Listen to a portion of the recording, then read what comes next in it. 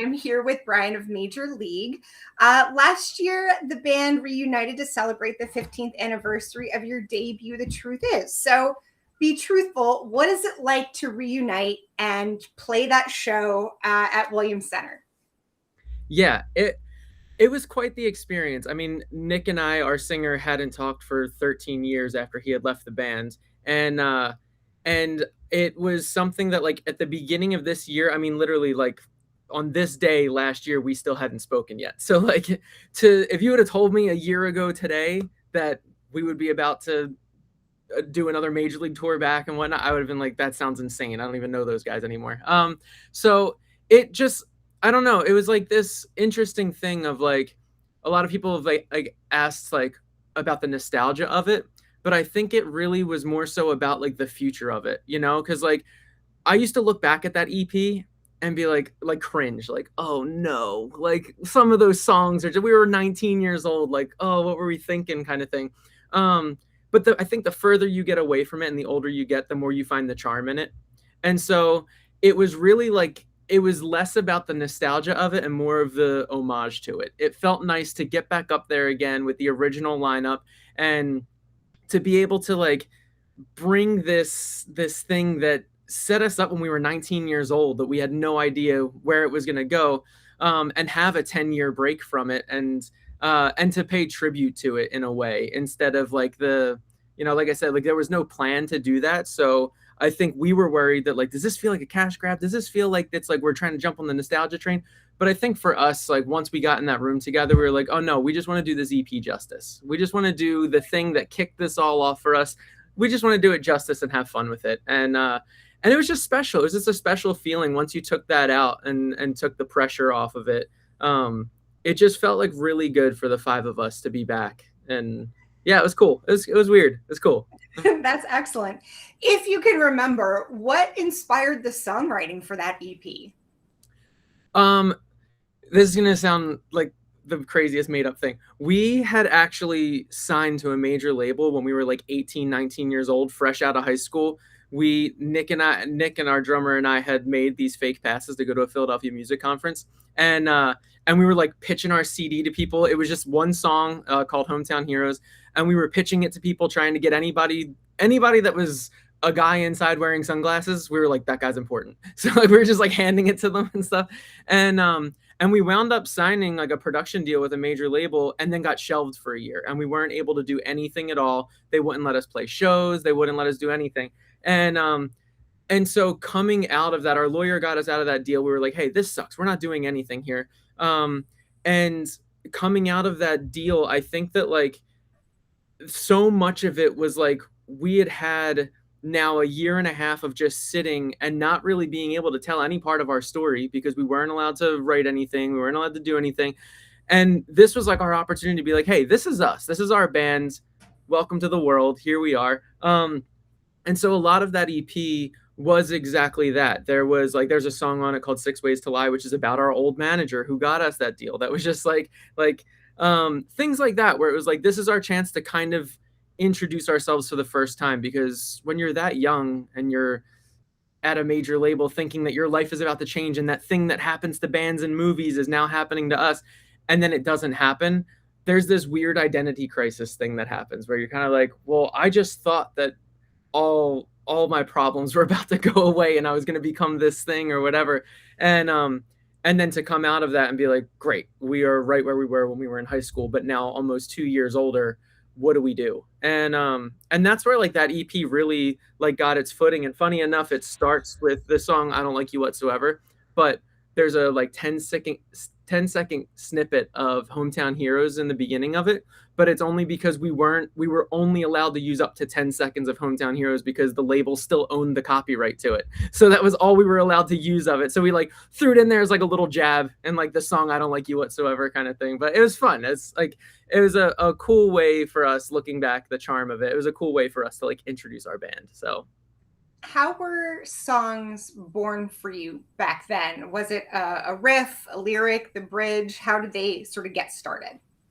yeah, so I feel like I myself and Nick wrote a lot of those songs together and stuff, but I've always been like the primary songwriter for the band. And for me, usually starts with a melody and a lyric. Like I'll be driving and singing a melody to myself, and then think of a cool word or a cool phrase or something, and it kind of kicks off from that, and then it's like, well, if that's how I'm feeling, like where do I want to go with this? I also have like a rule of thumb: if the guitar riff is cooler than the guitar melody, then I mean the vocal melody, then the vocal melody now becomes the sorry, the guitar riff now becomes the vocal melody. Like it's I can write a million riffs that will support the vocal melody, but it has to be the vocal melody first. And so there were plenty of times where I would come to Nick with like this cool guitar riff and be like, dude, what do you think of something like this? This sounds awesome. And he'd be like, yeah, I love that. And then we'd sit there for the next 10, 15 minutes. And he's like, I don't know. I just feel like I just can't find like a melody to go over top of that. And I'm like, all right, then why don't you sing the guitar riff? And then he would sing the guitar riff, and then we're like, okay, cool, that's the main melody. And then I would just do another riff to support that. So there was a lot of like, there's a lot of play there. There's a lot of play in the way that we write our songs. So Where do you think you've found the most catharsis in the songwriting, the recording, or the performing stage? um definitely the writing and the performing. The recording part of it is like the most stressful part.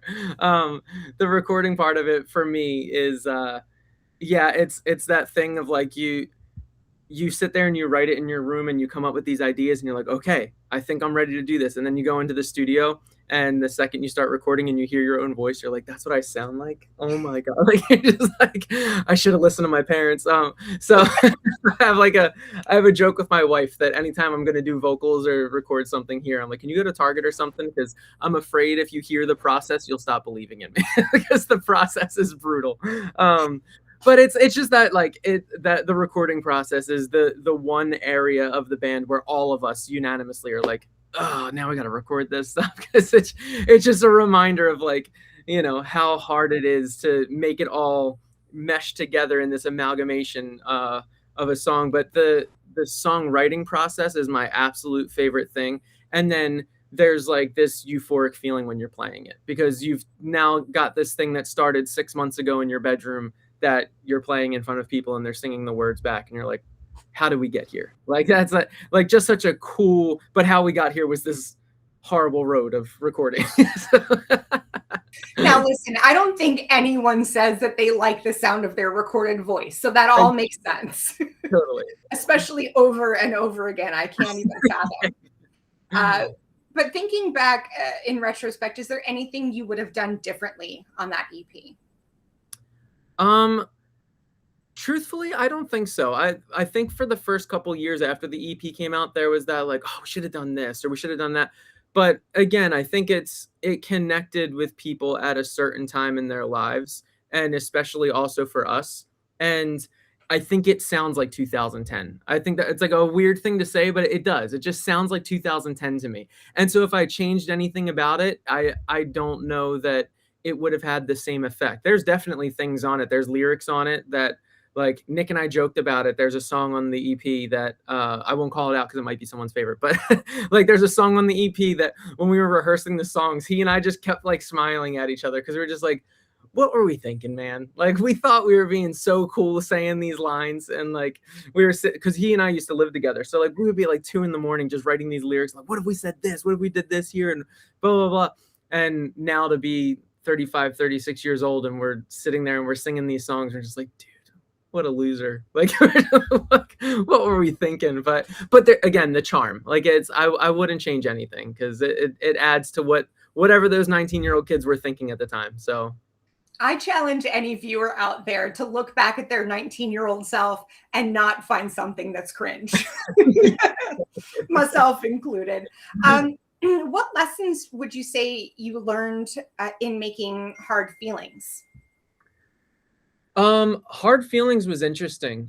We had gone in with most of those songs like pre-recorded, and then when we got into the studio, I think that was really the first time that our bands really like congealed collaboratively on the songs. Because up until then, like I said, like I was the primary songwriter, so like even down to like drums and stuff, like I would punch out drums or program drums, whatever. But this is the first time that we did like a pre-production where we sat down and Luke and I would sit there and, you know, we would figure out what the rhythm was going to do and making sure that the rhythm guitar was locking in with the kick drum of what he's playing, and realizing in real time like just how these songs are taking shape. And I think that that part of it made us so much tighter as a band and as musicians together. And same thing down to like vocally and stuff. Like I said, Nick and I lived together. So when we would sing these songs to each other, it was very much like just phonetic, like da da da's, whatever, until we could figure out the lyrics and stuff. But being in the studio together and doing harmonies together and actually sitting down, and we had now had 2 EPs that we got used to recording each other's voices. We got used to the way that, like, I got used to the way that he sang so that I know where I'm harmonizing certain things and whatnot. And I think that that record as a whole really made the bands like kind of lock in as a unit. Like it was the first time that it was like, oh, we're here. Gotcha. Like there's a reason why they call it your debut record. Like this is like our debut LP, and we felt like thank God we did those first 2 EPs because that really gave us time to like work out the kinks, figure ourselves out, and get this to a place to where we feel like we're fully showcasing the band and not just Brian and Nick's ideas type thing. So it was really cool. How has the band's sound evolved from The Truth Is to There's Nothing Wrong with Me? Yeah, so there's nothing wrong with me is like that elephant in the room for me. Because as a songwriter and backup vocalist, there was a reason why I chose Nick to be the singer of the band. I was never confident in my voice. I was confident in my songs, but I was never really confident in my voice. And when we were writing There's Nothing Wrong with Me, Nick was still in the band at the time and I was sharing demos with him. Like, you know, we were kind of, I guess, like bouncing ideas off of each other, but I could tell there was some like he wasn't fully committed kind of thing. So there was always this feeling of like, is he gonna be in the band? Is he like kind of on his way out? What's going on here? And so he just like, I think during that time he was going through a lot. I was going through a lot. I mean, the year that he left the band, I like my 22-year-old cat died, and then my aunt passed away, and then shortly after that my grandfather passed away. So I was in like a weird emotional state with things.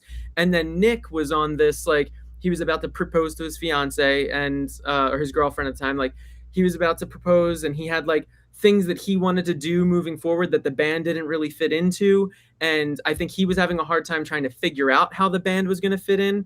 And I know at the time, like we were young, we were 22, 23 at the time. And like, I know I had reacted poorly when he let me know that he wanted to propose. Had just flown back on the tour from burying my grandfather, and he was like, "Hey, I want to talk to you about something. I think I want to propose." And I was just kind of like, "Dude, like, congrats. What do you want me to say?" Like, it was just a poor reaction to it. I was like in a bad space, and so I think that like then translated to the songs as well because I was writing about heavy content, much heavier stuff than the band wrote before. Um, and then when he had left the band, we had already booked the studio time with Will Yip to do this record. So from the time he left the band till we went in to record and my like vocal debut of this band was really like only a 6-week period. So it was a very short amount of time for me to learn how to be a frontman and lead singer of this band.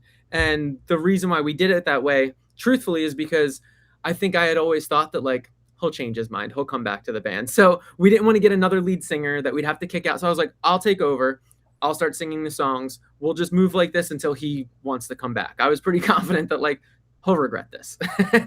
And so and he didn't. And so I think that like that record for me, again, the charm of it, I think I spent a long time after I left the band feeling ashamed of the performance on that record because it was, one, the lyric content was very heavy and personal to me, and then two, I wasn't the singer that I have grown to be now. And so I judged my 24-year-old self like super hard on the way I sang those things, and oh god, I can't listen to that. And like remember being in the studio and just the hardships of like feeling like my voice was giving out and all that stuff.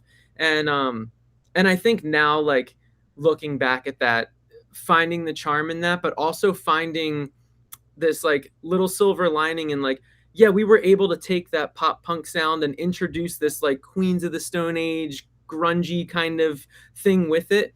And now that we're together again and Nick and I are like doubling up on vocals and doing all this stuff, there's like there's a cool thing that's happening where as we're writing songs, we can feel that like grungy there's nothing wrong with me thing kind of come through. And I'll start to like pull back and Nick's like, no, no, no, let's make it rock. Let's make this like happen. And I'm like, okay, yeah, I just didn't know if it was too there's nothing wrong. And he's like, it's part of our catalog, let's do it. And like when we did the show in November, like he came to me and was like, hey, I want to play stuff off of There's Nothing Wrong with Me. And I was like, you sure? And he was like, if you'll let me sing, like I would love to double up vocals with you. He was like, I think that record's great, and I don't think there's any reason why we should like shun it out of our catalog. And that meant a lot to me because there is that, you know, relationship that I have with it. It was my debut as a singer, and then to feel like you let the band down and yourself down and all that, there was just like so much shame around it. And for him to really like take it under his wing and be like, no, no, no, I'm proud of that record. So like, let's showcase it. It makes me excited for what we're doing next, you know? So. And you guys have had so many good hits. The band played Warped Tour over a decade ago. Is that something you would consider doing again, especially now that it's no longer a season-long slog? It's only just a couple of key cities. Yeah, now that we don't have to lug merch a mile uphill, yeah, that would be. It's absolutely. I mean, it's something.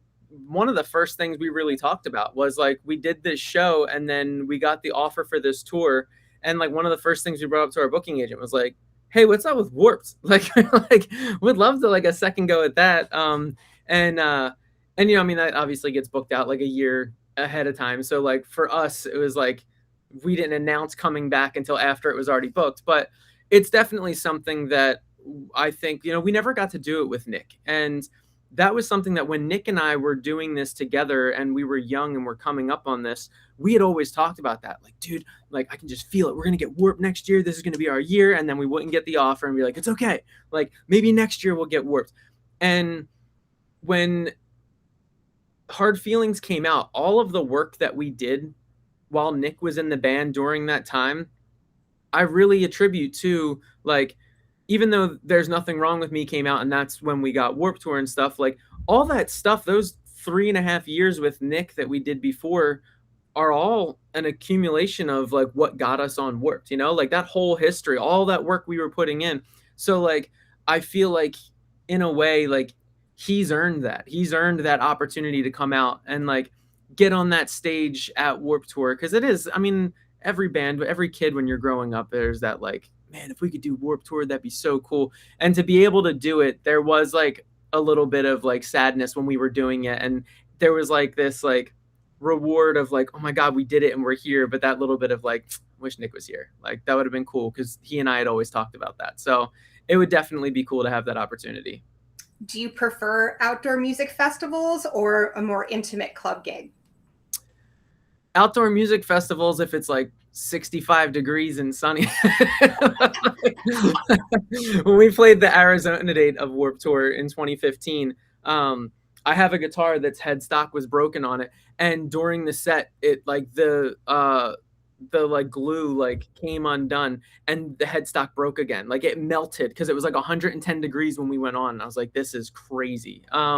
But outdoor festivals are so cool. It's so cool. And we did like skate and surf and bamboozle and stuff, like such cool opportunities. And you're up there and you're not just playing in front of your fans and stuff. It's like just people who are waiting for the next band to come on that come up after your set. And they're like, dude, I was here to see this person, but you guys blew me away or whatever. It's like such a cool opportunity when you play festivals because there's just all walks of life, you know, in front of you and you have the opportunity to do this. But also the small club gigs are just like unbeatable. I feel like when we got up there in November to do the show, a big thing we talked about was like all of our fans are like our age now. So like we should put on a show that like they can pull their phones out and they can record and stuff because that's where the climate is with things. And we were wrong. Like the second we started the set, these dudes were like front flipping past us and like people were putting their like there was a like little kid that came on stage that like stage dove off and stuff, which was also like the other really cool thing is that you get like this like this generational gap where like now our fans are bringing their kids out and their kids are buying smalls of our shirts and stuff to like be a fan of the band, and you get to experience like a new generation of this whole thing, which is just such an honor to be able to do. So there's give and take. The festivals are super cool, but those small club gigs are just unbeatable. I think that is a great way to sort of move forward from that nostalgia, is when you are passing it on and sharing it with others. And uh, Totally. the you guys are joining Hit the Lights, which are from the great state of Ohio, and y'all are from the greater state of New Jersey, just like me.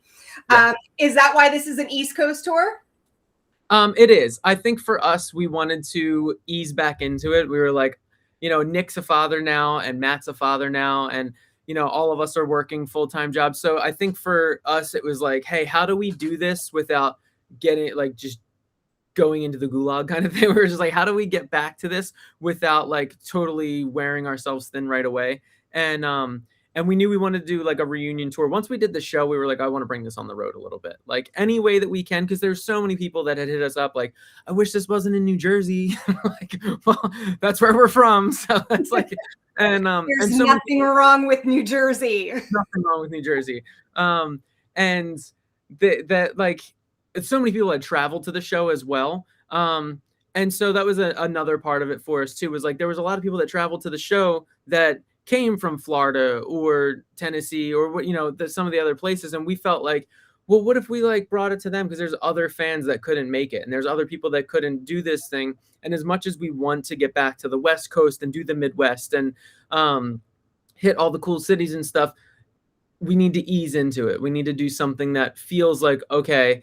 And Hit the Lights is just, we've been friends with those guys forever. I used to like legitimately like leave school early with my friends so that we could take a train to Philly to get in line to get Hit the Lights tickets. Like, so when we had the opportunity to tour with Hit the Lights, I was like texting all my best friends, like, we just got a tour offer. You're never going to believe who it is. Like, and so when we got that offer back in 2014 to tour with Hit the Lights and then became friends with them, it felt like such a full circle moment. But now being able to do this Hit the Lights tour, and it's a reunion for us, and they've been kind of like only doing some one-offs here and there, so it's somewhat of a reunion tour for them as well. And then also to be able to do it with Nick this time, I'm realizing that like it wasn't full circle in 2014. It was like, now the circle is closed. Now it's like, cool, this is a cool way to wrap up all of that and bring it into the future. And I'm just ecstatic to do it with those guys. I mean, what a great band. Like they just have a massive catalog of hits. And there's that thing that like I've been reminding myself of, like when I get stressed while we're booking this stuff and doing all the things that we're doing right now, I think like, yeah, but pretty soon you're just going to be standing on the side of the stage watching your favorite songs from when you were 15 years old, and that's gonna rule. So it's just like let's just get there. Let's just do all this stuff so we can get there, because I'm just so excited to see those guys play every night. The kid in you is stoked, and I love that. You teased a little bit just now mentioning the future. Are you able to share anything? Are you working on new music? I am mixing a major league session right now. Nick will kill me for showing you that, but it's okay. We flew out here last week, and we knew that we wanted to do some new stuff. We just weren't sure where we were at with it. And it had been so long since he had written music at all, and then two, since he and I had kind of collaborated on things. He hasn't done music in 13 years. All I've done is music for 13 years, and so it was one of those situations where I was like, why don't you come out here? No pressure at all. If we come up with nothing, that's fine. Like, then we come up with nothing. That's okay. But I would love to just sit down with you and just hear where you're at. I want to hear what your thoughts are, where you've been with things. And the second we sat down, we got like a batch of songs. Just, it felt like we were kids in our, we had bunk beds in our apartment where we lived together. So like, it felt like being kids again. He was sleeping back here on the couch. I'm sitting here in the chair, and like, we're just like running ideas back and forth. And like, my wife is like knocking on the door, like, are you guys hungry yet? You guys haven't eaten all day. We should go get food. I'm like, hey, we'll be out in a minute. Like, we just kind of got in it. We hit like a flow state with it. And we spent 4 days just pounding out all these songs. And it just feels like, you know, even if we wind up doing nothing with it, just to create with him again and have that experience, really is just like so beautiful. It was just such a cool thing to experience this thing that you did when you were a kid, and to pick it up where it left off, and you feel like you didn't skip a beat. It just feels awesome, and we'll see what happens. But like, I will say, he sounds incredible. I'm super stoked on the way the songs are coming out. It feels like a perfect blend of our entire catalog in these few songs. So Excellent. Well, I can't wait to hear more from Major League. Thank you so much. This is Jackie. Thanks to Chorus FM and In the Key of Change. Thank you so much, Brian. I hope, there we go. I did get it recorded. Amen for that. Because honestly, I don't think I could go through yet another interview